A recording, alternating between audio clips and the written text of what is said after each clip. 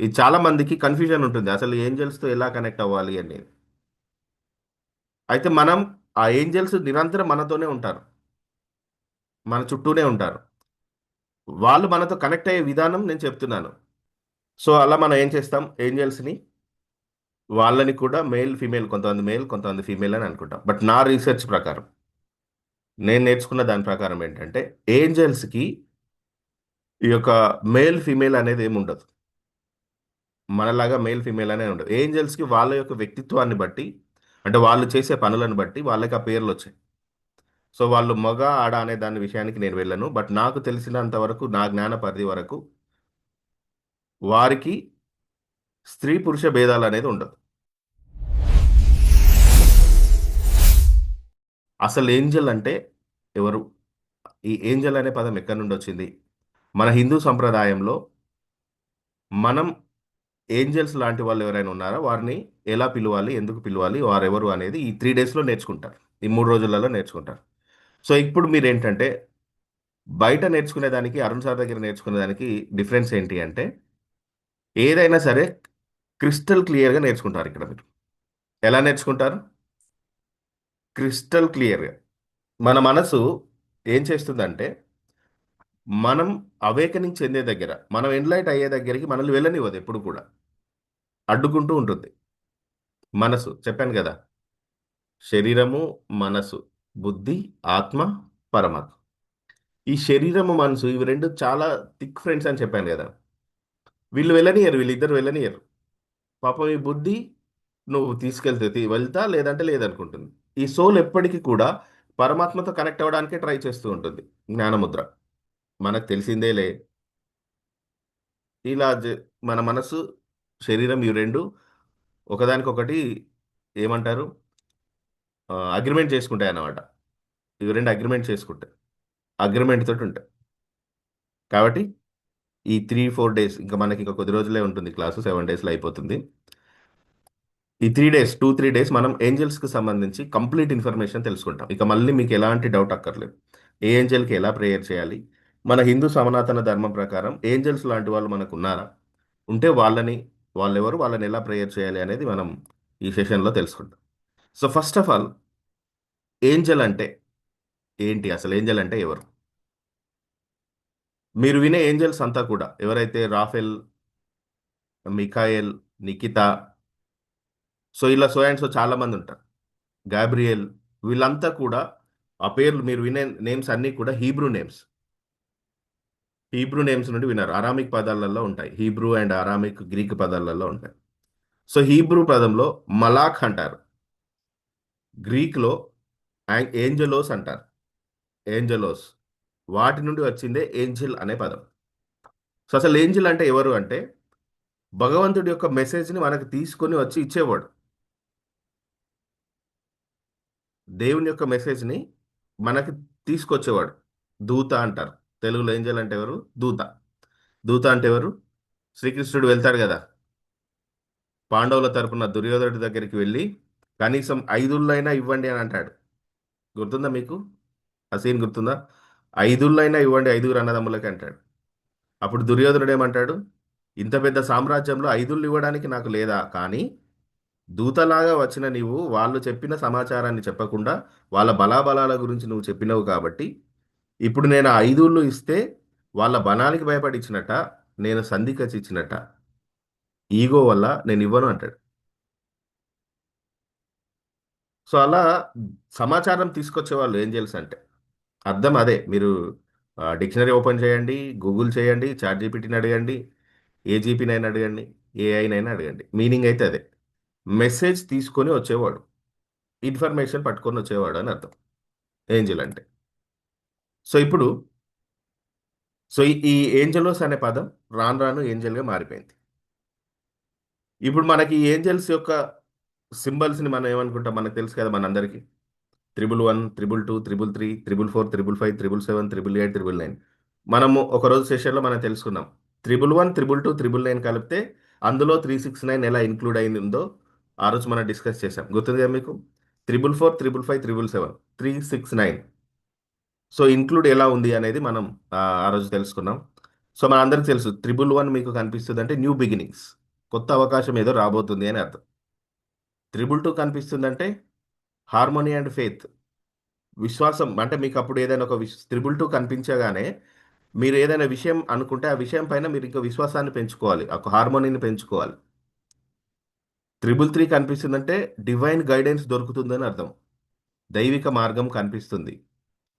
Triple four కనిపిస్తుంది అంటే protection and support.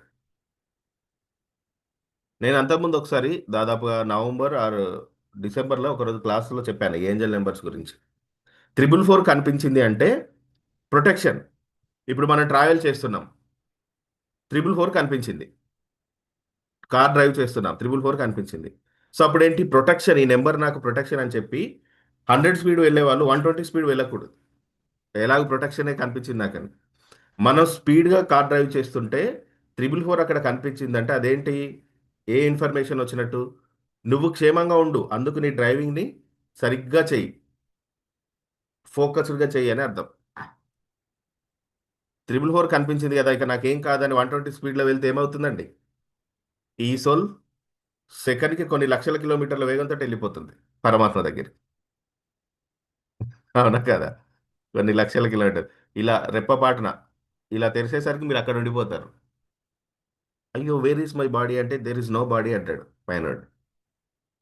So ఇప్పుడు మనం ఏంజల్స్ గురించి తెలుసుకునే ముందు అసలు ఈ ఏంజల్స్ని ఎలా కనెక్ట్ అవ్వాలో తెలుసుకుందాం. ఏంజల్ టెలిపతి అంటే ఏంటి, దీనిపైన చాలా రీసెర్చెస్ జరుగుతున్నాయి. మీరు ఏంజల్స్ గురించి ఎక్కువగా తెలుసుకోవాలనుకుంటే ఇన్ఫర్మేషన్ ఎక్కువగా బైబిల్లో ఉంటుంది.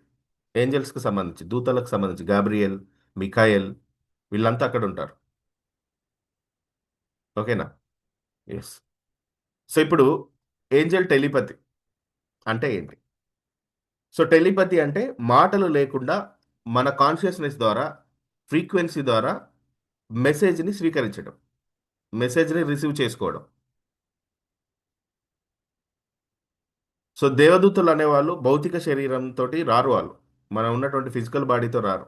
వారు ఏంటంటే ఒక కాంతి చైతన్యంలో, ఆ ఇమేజ్లో చూడండి మీరు, అక్కడ ధ్యానం చేస్తుంటే వారిని ప్రొటెక్ట్ చేయడానికి ఒక కాంతి ఇమేజ్ రూపంలో ఉన్నారు.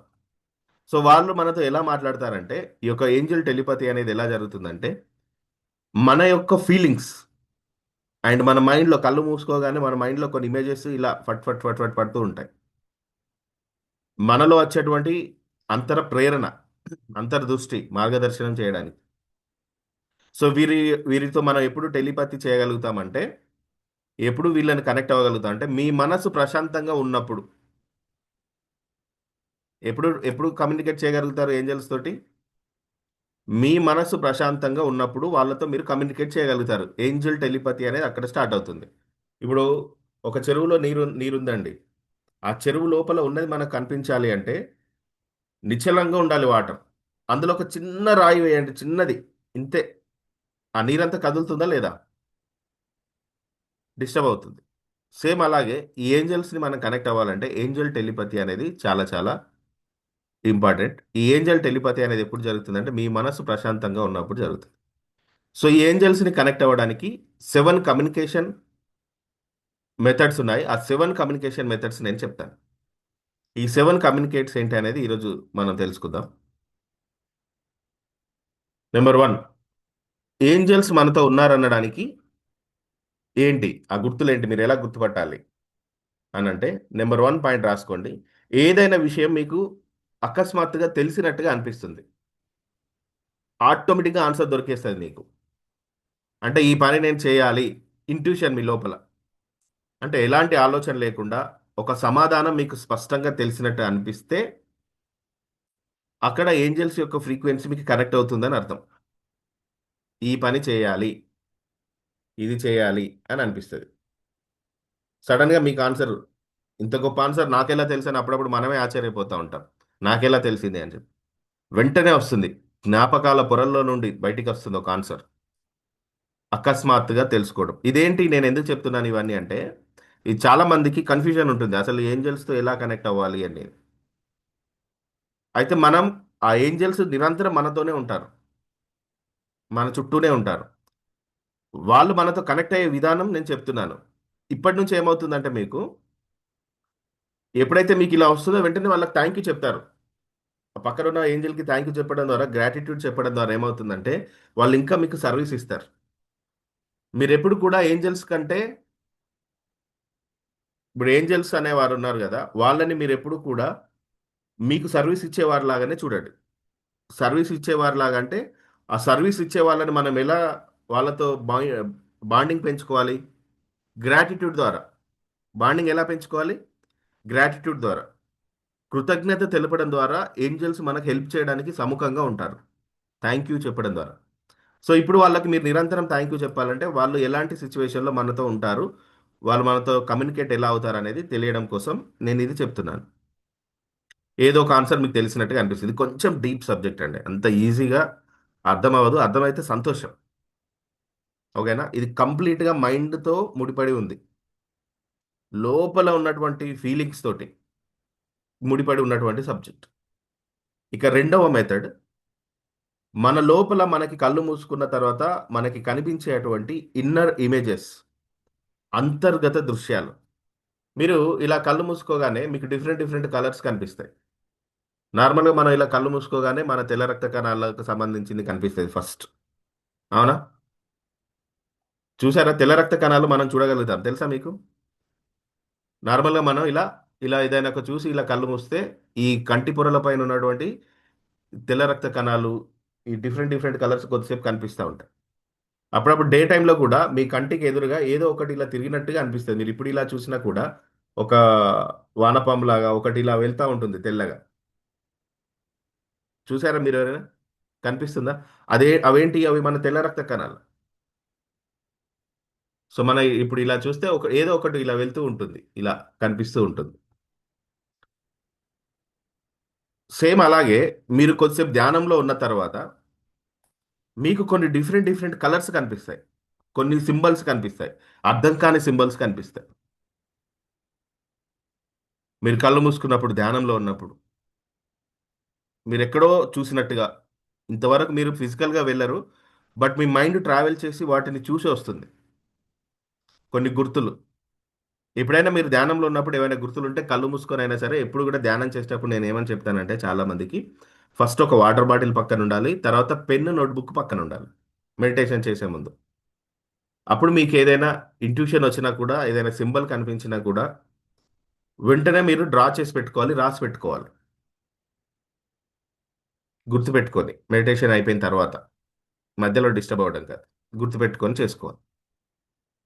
సో, అంటే మీ భావాల ద్వారా సారీ. యెస్. సో, మీరెప్పుడైతే ఐస్ క్లోజ్ చేస్తారో, మీకేమైనా సింబల్స్ కనిపిస్తే, మీకు ఏమైనా కాంతి చిహ్నాలు డిఫరెంట్, డిఫరెంట్ కలర్స్ కనిపిస్తే, అప్పుడు ఏంజెల్స్ మీతో కమ్యూనికేట్ అవుతున్నట్టు. మహావతార్ బాబాజీ కేవ్‌లో నేను మెడిటేషన్ కూర్చున్న తర్వాత, ఒక 1 ½ అవర్ అయిపోయింది. అప్పుడేమైపోయిందంటే, కంప్లీట్ ఒక పర్పుల్ కలర్ అంతా కూడా నా చుట్టూ, పర్పుల్ కలర్ ఇదంతా కూడా వ్యాపించింది నాకు. అసలు ఈ బ్రీతింగ్ అనేది అక్కడికి వెళ్ళిన తర్వాత మంచు కురుస్తుంది నేనెళ్ళేటప్పటికి. నార్మల్‌గా మనం బ్రీతింగ్ తీసుకోలేము. అయినప్పటికీ నేను ధ్యానంలో కూర్చున్నాను. వెనకాల ఇట్లా స్టోన్స్ ఉంటాయి గదా! ఆ స్టోన్స్‌కి ఇలా ఒరిగి కూర్చున్నాను. కొద్దిసేపటికి అంత పర్పుల్ కలర్ అంతా కూడా నా చుట్టూ వ్యాపించి ఇలా ట్రావెల్ చేస్తుంది పర్పుల్ కలర్ అంతా కూడా. ఇలా ట్రావెల్ చేస్తున్నప్పుడు అంటే దైవిక జ్ఞానం అనేది నాలోకి వస్తుంది అని ఒక సింబాలిజంగా నాకు కనిపించింది. అసలు అద్భుతమైన ధ్యానం అండి అక్కడికి వెళ్తే. చాలా మంది అంటారు. ఒక గురువేమో నాకేమని చెప్పాడంటే, "నువ్వెక్కడికి వెళ్ళకు, ఇక్కడే కూర్చొని ధ్యానం చెయ్యి" అన్నాడు. ఇంకొక అతనేం చెప్పాడంటే, "ఆ ప్లేస్‌కి వెళ్లి కూర్చో. నువ్వు నార్మల్‌గా కూర్చొని చేసే సాధన కంటే, అక్కడికి వెళ్లి చేసిన సాధన 1000 ఇయర్స్ ముందుకు తీసుకెళ్తుందన్నాడు." అందుకని నేను మహాత్వార్ బాబాజీ కేవ్‌కి వెళ్ళినప్పుడు అది ఫీల్ అయ్యాను. తర్వాత నీమ్ కరోలి బాబా అక్కడికి ఆశ్రమం వెళ్ళినప్పుడు ఫీల్ అయ్యాను. ఆ తర్వాత రమణ మహర్షి ఆశ్రమంకి వెళ్ళినప్పుడు ఫీల్ అయ్యాను. అందరూ రమణ మహర్షి ఆశ్రమంలో ఇప్పుడు కొత్తగా కట్టిన పెద్ద హాల్‌లో మెడిటేషన్ చేస్తున్నారు. ఆయన సమాధి దగ్గర. నేను అటు కొంచెం పక్కనకి వెళ్తే స్వామి వివేకానంద, పరమహంస యోగానంద ఇలాంటి వాళ్ళు మెడిటేషన్ చేసిన ఆశ్రమాలుంటాయి. అంటే ఆయన అప్పుడు నివసించినప్పుడు. ఓల్డ్ హౌసెస్ ఉంటాయి. అక్కడికి వెళ్లి నేను అందులో ఇలా కూర్చున్నాను అంతే. విత్ ఇన్ ఫ్రాక్షన్ ఆఫ్ సెకండ్స్లో కనెక్ట్ అయిపోయింది మెడిటేషన్. అసలు ఎంత ఆనందం అంటే చాలా హ్యాపీనెస్ అనిపిస్తుంది మెడిటేషన్లో. సో అలాగా మీరు ధ్యానంలోకి వెళ్ళినప్పుడు మీతో మాట్లాడతారు ఏంజల్స్. ఎలా? లైటింగ్ ద్వారా, గుర్తుల ద్వారా. సెకండ్ వన్ ఇది. ఇక థర్డ్ వన్ అంతర్గత వినికిడి. అంటే మీరు ధ్యానంలో ఉన్నప్పుడు మీ మనసు ప్రశాంతంగా ఉంటుంది. ప్రశాంతంగా ఉన్నప్పుడు మీ మనసులో మీ వాయిస్‌లోనే, గుర్తుపెట్టుకోండి, మీ వాయిస్‌లోనే ఏదైనా ఒక వాక్యం వినిపించినట్లుగా అనిపిస్తది మీకు. సేమ్ అలాగే మీ లోపల కూడా మీరు ధ్యానం చేస్తున్నప్పుడు ఒక అంతర్గత స్వరం వినిపిస్తది మీకు. ఇవన్నీ చేసేవాళ్ళు ఎవరంటే ఏంజెల్స్. ఓకేనా? అంతర్గత వినికిడి. ఫోర్త్ వన్ భావాల ద్వారా. భావ సంకల్పం అని. సంకల్పం వేరు, భావ సంకల్పం వేరు. సంకల్పం అంటే మనకేం కావాలో అనుకుంటాం. భావ సంకల్పం అంటే దానిని ఫీల్ అవుతూ అనుకుంటాం. సో, ఇక్కడ ఫోర్త్ వన్ ఏంటంటే భావాల ద్వారా. సో, ఆటోమేటిక్‌గా మీకు ఉంటారు. ఆటోమేటిక్‌గా టెన్షన్ స్టార్ట్ అవుద్ది. ఏదో టెన్షన్, తెలియని టెన్షన్ స్టార్ట్ అవుద్ది.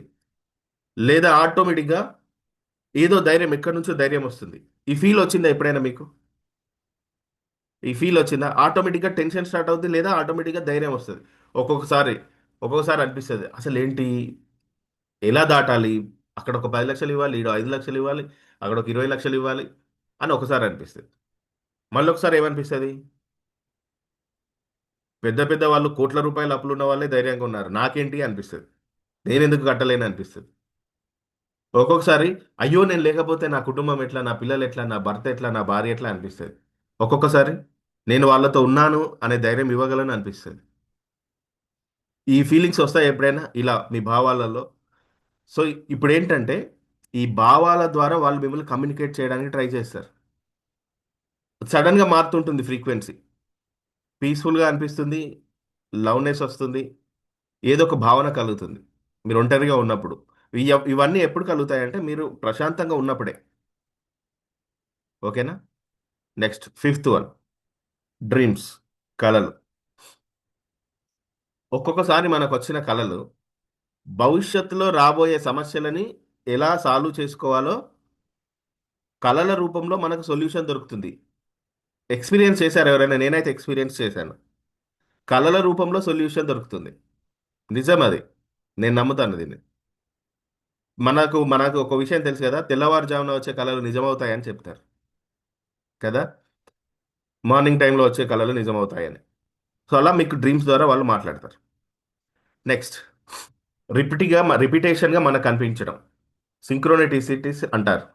అంటే మనం బయటికి వెళ్తున్నప్పుడు ఇప్పుడు చాలా మందికి ఫోన్ ఇలా తీయగానే ఆటోమేటిక్‌గా నేనైతే ఆల్మోస్ట్ డైలీ ఇలా ఇలా అనగానే 111 కనిపిస్తది ఫోన్‌లో. ఆటోమేటిక్‌గా కనిపిస్తుంది. సో, ఇలా ఏంజెల్స్ నంబర్ పదే పదే కనిపిస్తున్నాయంటే వారు మనతో కమ్యూనికేట్ చేయడానికి ట్రై చేస్తున్నారని అర్థం. సరేనా? నంబర్స్ రూపంలో కూడా వాళ్ళు మనతో కమ్యూనికేట్ చేస్తారు. Next seventh one most important meditation. ధ్యానం ద్వారా.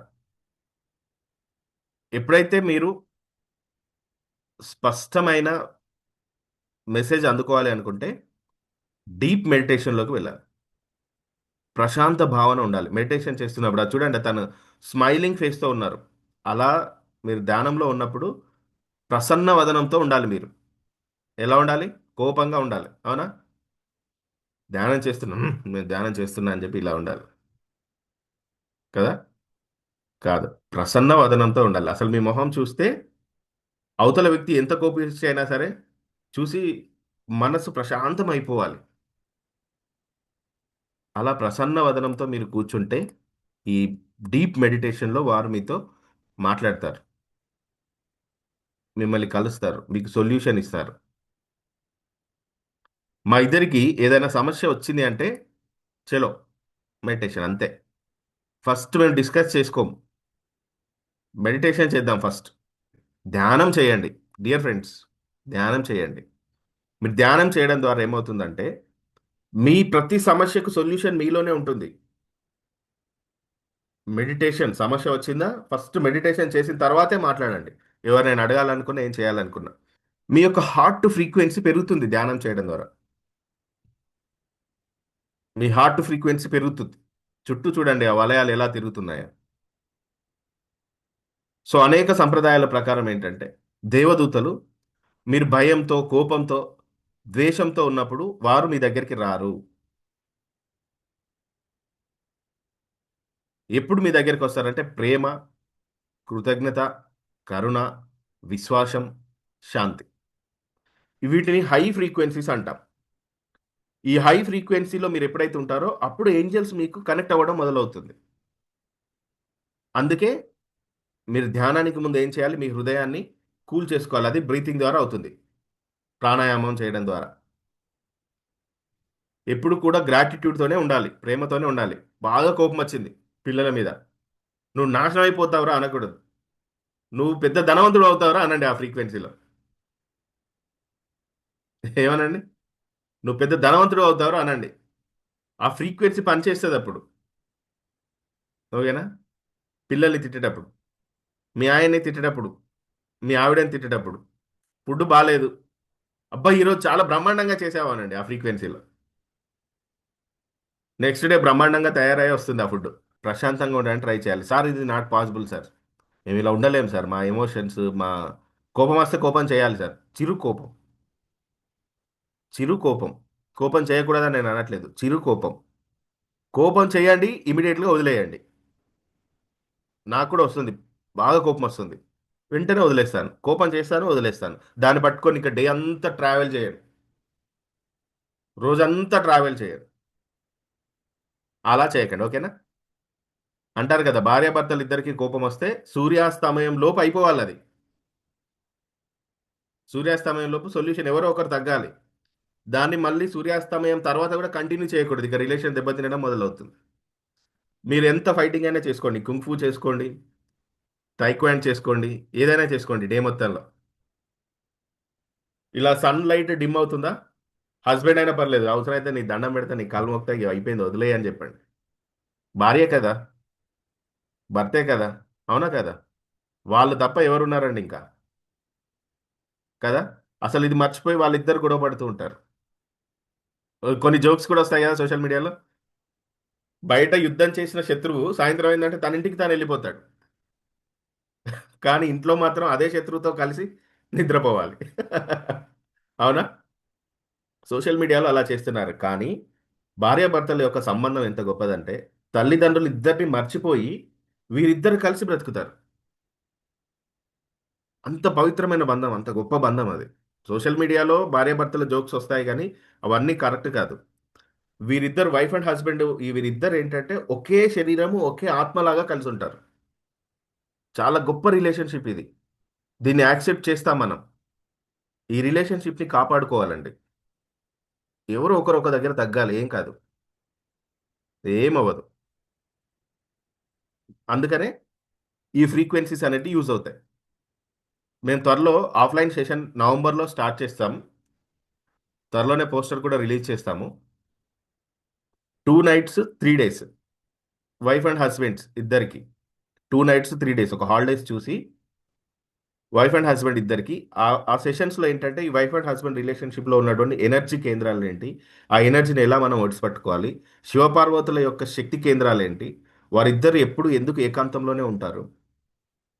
ఇలాంటి విషయాలని మేము ఆ సెషన్‌లో చెప్పాలనుకుంటున్నాం. చాలా సార్లు జూమ్‌లో చెప్పాలనుకున్నాం. బట్ కాపోతే ఎవరు ఎలా తీసుకుంటారో తెలియదు కాబట్టి ఆఫ్‌లైన్ సెషన్స్ పెట్టి ఆ ఎనర్జీస్‌ని ఎలా పొందుకోవాలి? ఎలా కాపాడుకోవాలి? ఒక సమస్యకు సొల్యూషన్ వైఫ్ అండ్ హస్బెండ్ ఇద్దరి కలయికలో ఎలా జరుగుతుంది? ఎలాంటి మేనిఫెస్టేషన్ చేయాలి?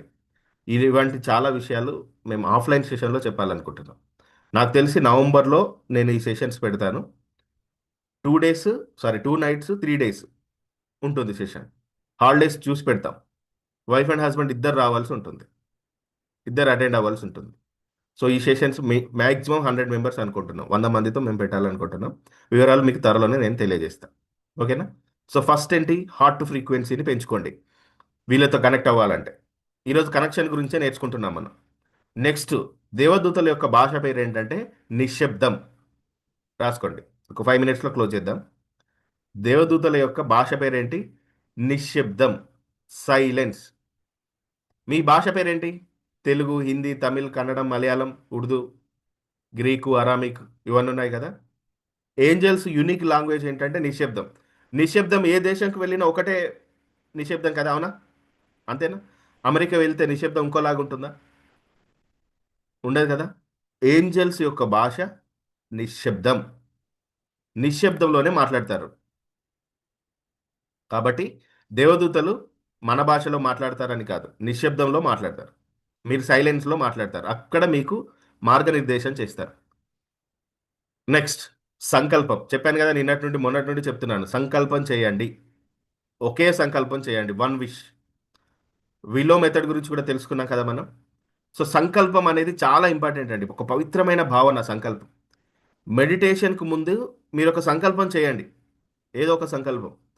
నేను ఇక్కడ ఒక సంకల్పం పెట్టాను, ఏంటి?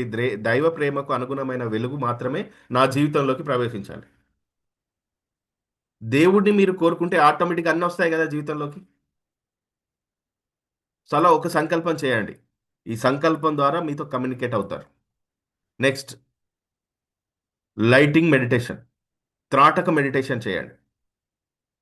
ఈ త్రాటక మెడిటేషన్ లలిత మేడం మీతో చేపిస్తారు ఈవినింగ్ టైమ్స్లలో. ఈ త్రాటక మెడిటేషన్ చేయడం ద్వారా ఏమైపోతుందంటే మన యొక్క విజువలైజేషన్ పవర్ పెరుగుతుంది.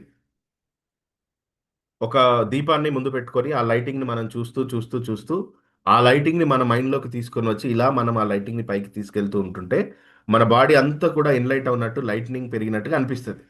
ఇలా కాంతితోటి మన బాడీ అంతా నిండిపోతున్నప్పుడు ఆ యొక్క కాంతి అంతా విస్తరిస్తూ ఉంటుంది మన బాడీ అంతా, అప్పుడు డివైన్ లైట్ అనేది పెరుగుతుంది.